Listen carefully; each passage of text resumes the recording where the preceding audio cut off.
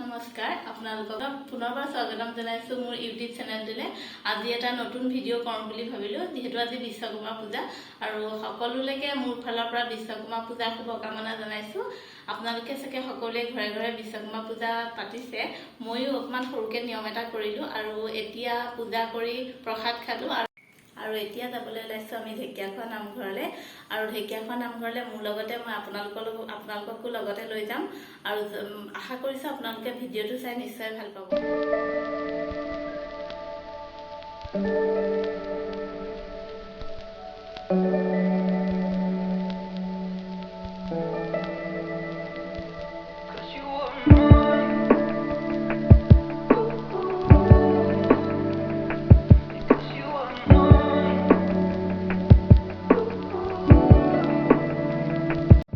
আমাৰ পুৰণা ঘৰ আৰু মা দেউতাকো আমি ঢেকীয়াখোৱা নামঘৰলৈ লৈ গৈছিলোঁ। মাহঁত ৰেডিয়ে হৈ আছিলে, এয়া দেউতা আৰু এয়া মা। এতিয়া আমি গৈ আছোঁ ঢেকীয়াখোৱা নামঘৰলৈ।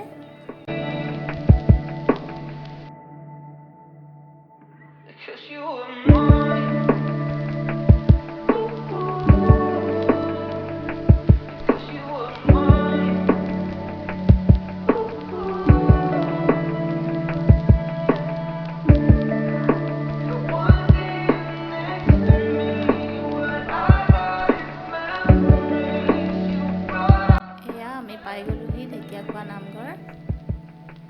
এয়া আমি চাকি কিনিছিলোঁ, শৰাই বস্তু ল'লোঁ আৰু এয়া আমি চাকি জ্বলাবলৈ গৈছোঁ।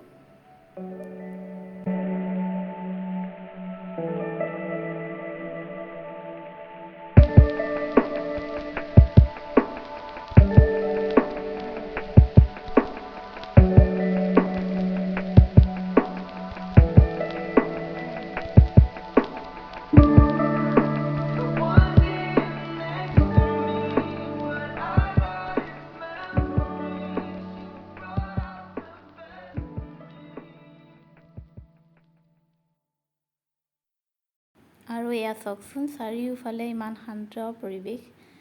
ইয়াত সময় কটাই বহুতেই ভাল লাগিলে। ঘৰলৈ আহিবলৈ মনেই যোৱা নাছিলে, কিন্তু উপায়তো নাই, আহিবই লাগিব। সঁচাকৈ ঢেকীয়াখোৱা নামঘৰলৈ গ'লে মানুহৰ সকলোৰে মন ভৰি পৰে।